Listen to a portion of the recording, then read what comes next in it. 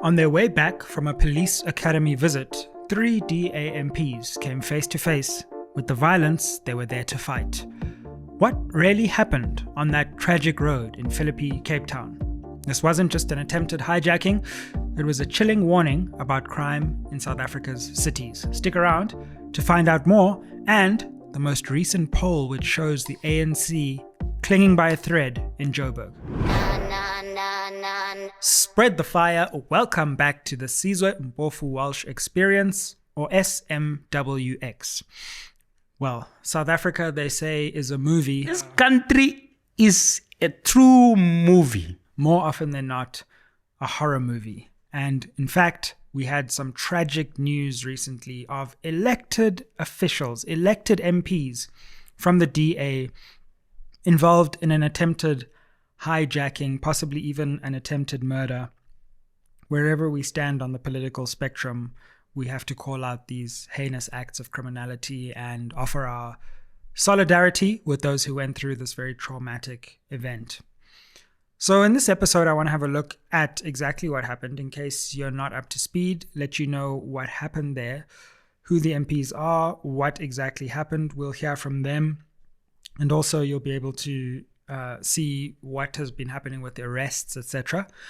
And then after that, in part 2, I want to take you to a new shock poll, which is putting the ANC in a shocking and a perilous position in the city of Johannesburg. Things are looking grim. Okay, so 3 DAMPs on this surprise site visit were involved in this really terrifying hijacking attempt. Ian Cameron, the chairperson of Parliament's Police Portfolio Committee, he's also on that committee that is investigating the Mkhwanazi allegations. Nicholas Godsell, who's also a member of the National Council of Provinces, and then we had Lisa Schickerling, who is a DAMP as well. So where did this happen? This happened on Tuesday in Cape Town, Tuesday the 19th of August, after they were concluding a site visit to the Phillipi Police Training Academy. They were driving along near an intersection and one thing led to another. Suddenly, we heard that windows were being smashed with apparently a concrete brick, and these men were clearly trying to either take the car or contents within the car or both. Now, the windows were smashed in, and unfortunately the MPs sustained some injuries. The good news is they're all okay now, but some were more injured than others. I want you to have a look at Ian Cameron himself. Let's just take a look at this interview he did with Biz News and just take a look at how he's looking. Welcome, Ian. Good morning. Thank you, Chris. Wow, I got a fright when I saw you. You must be in pain. Yeah, it feels a little bit more painful this morning. There's a little bit more swelling, and you can't see it very well on the camera, but 2 of my teeth are broken. So that's MP Ian Cameron. Obviously, he says his teeth are broken. Can't see it on camera there, but he's got a gash as well to the mouth. So very, very sad. And he actually speaks in a bit more detail about exactly what's happened. Let's go back to him to get a picture of the scene on that day. We did a surprise visit at the Phillipi Training Academy of the South African Police Service. And when we completed our visit, we were on our way back to the airport to drop Lisa, a fellow MP, at the airport. She was sitting in the back of the vehicle, and Nicholas Godsell, my fellow MP as well, sitting in the front next to me. I was driving, and the road was quite congested. That part of Nyanga of Phillipi East is problematic. I've been working in the area for over 5 years. I know the area well, and we know the risks there. And the traffic started piling up. Municipal bakkie from City of Cape Town stopped next to us, and while they're working, the one worker, one of the drivers said to us, "You guys really need to be careful here." So just painting the scene, and now he's going to narrate exactly what happened from there, and it's quite a chilling story. And I said to him, "No, we know we've been here before, and Lisa just said something doesn't feel right. And when she said that, obviously you immediately are even more alert. And it was in in a space of seconds. And they broke the window on my side. And shortly after that, me and the guy that was trying to get in on my side was like, I was trying to keep him out, and he kept on coming and kept on like hitting. I don't know what he had. I'm guessing it was another brick, but the brick that he broke in with was already inside the car. It was on my lap. And then yeah, I was pushing him away, and then I just heard another shot on the other side, not a gunshot, just a noise, a loud noise. Looked around, and they had hit Nicholas on his head.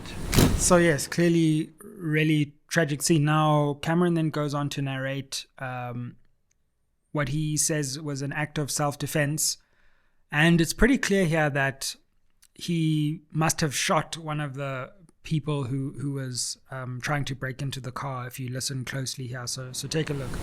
I tried to defend us with what we had, and we managed to escape.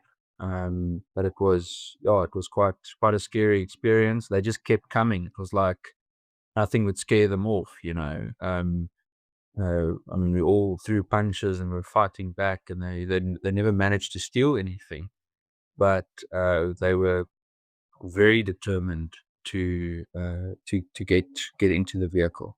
At what stage did you get to your firearm?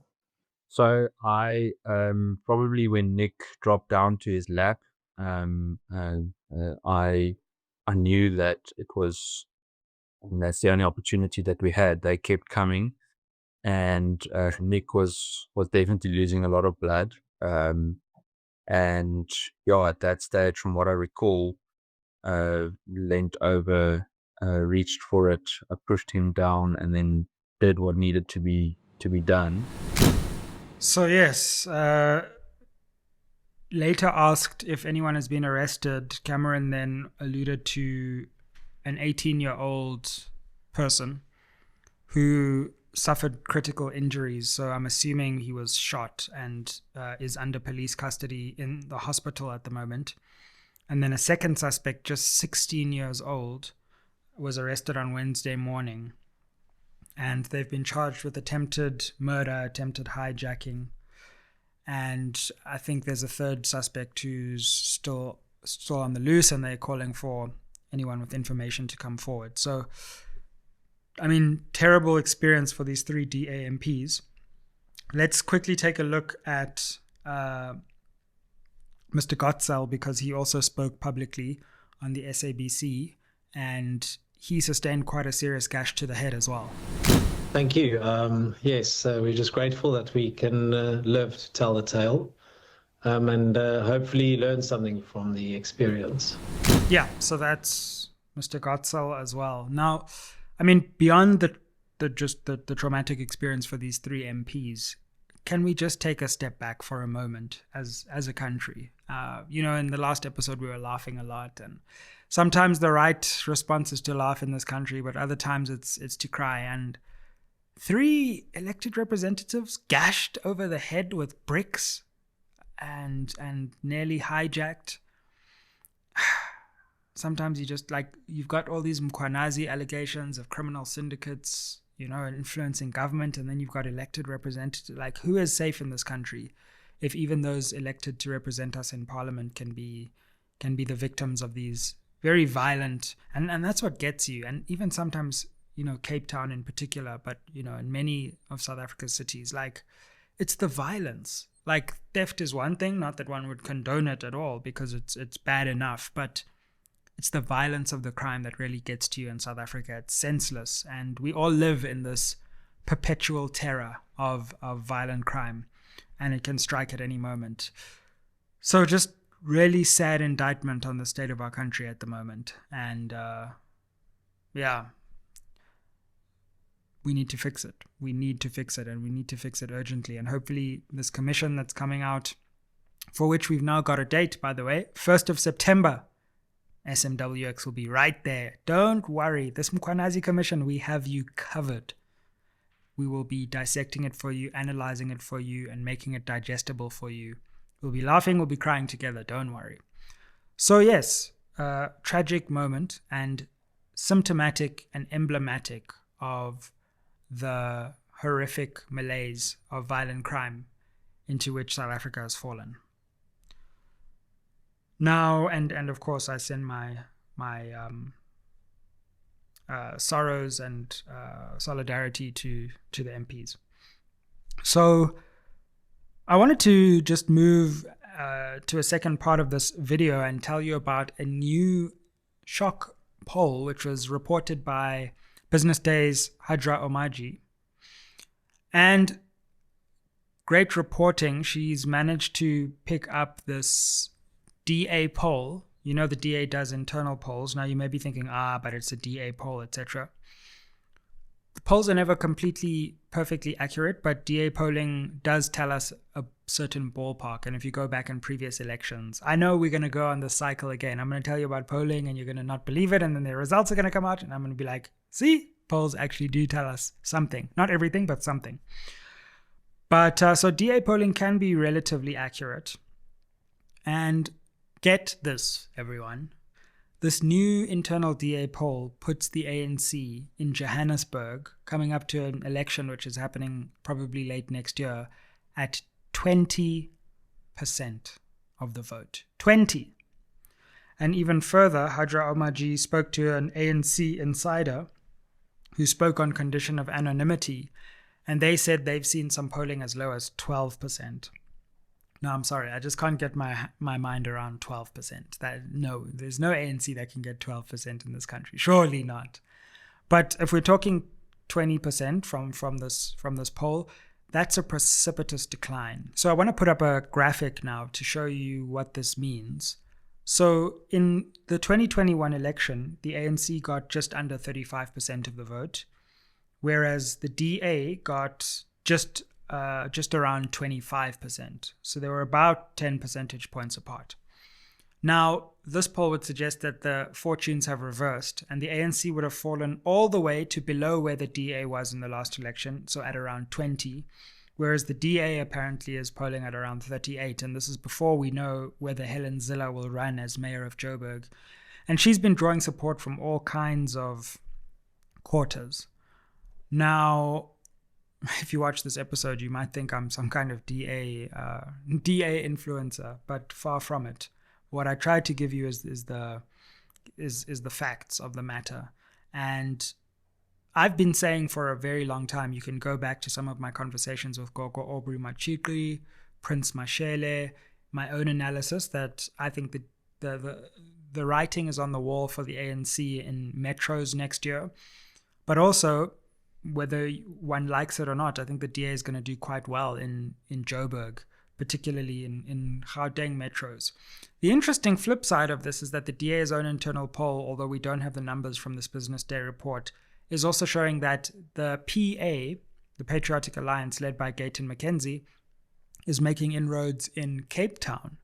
So we could have an interesting situation in which both the incumbents in Cape Town and Joburg have bad elections. And the DA may see some inroads in Cape Town, and the ANC may see the DA eating into its support in Joburg, in addition to the MK party as well, which we know had a big election in 2024. So it's kind of as if the ANC is now between a rock and a hard place. If it turns left, the DA is there. If it turns right, the MK party is there. And these two parties are eating the ANC from both sides.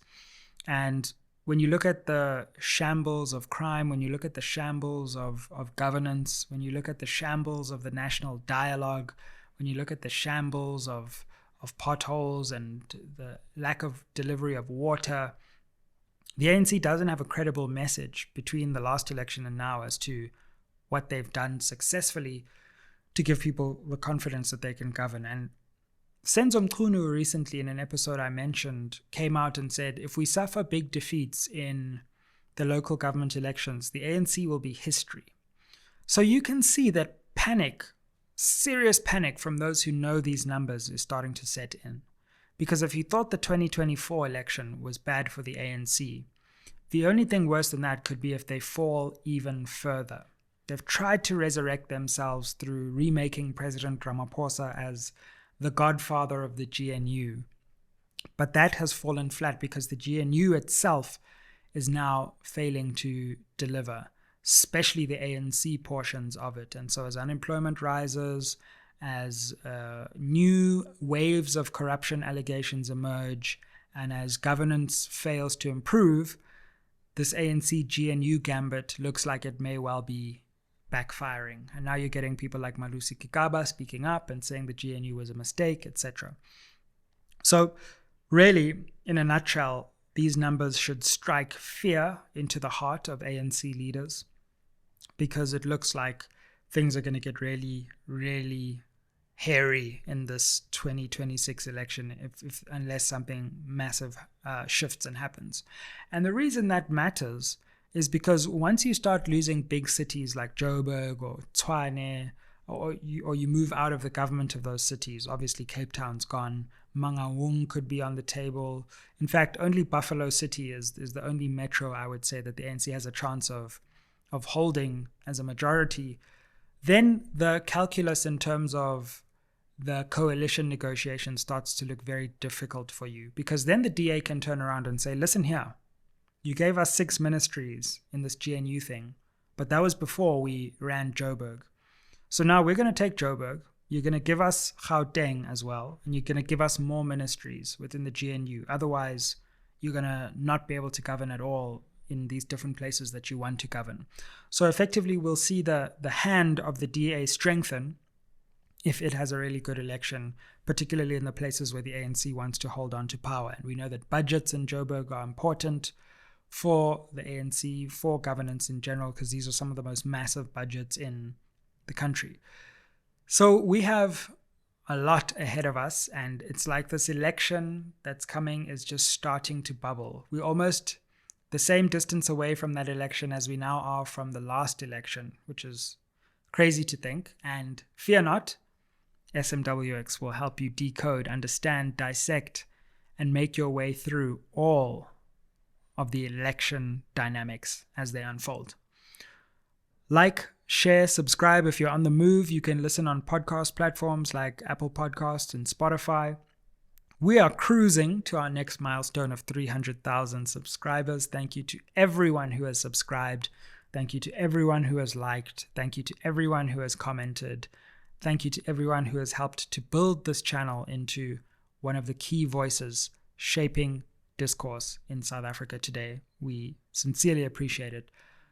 If you haven't watched some of the most recent episodes, go check out the funny episode about the National Dialogue where we injected some satire. I see you guys are loving that one in the comments. Go check out my analysis of Senzo Mchunu and Malusi Gigaba's statements. Also, make sure you check out some of our future interviews and keep it locked on SMWX. Aye.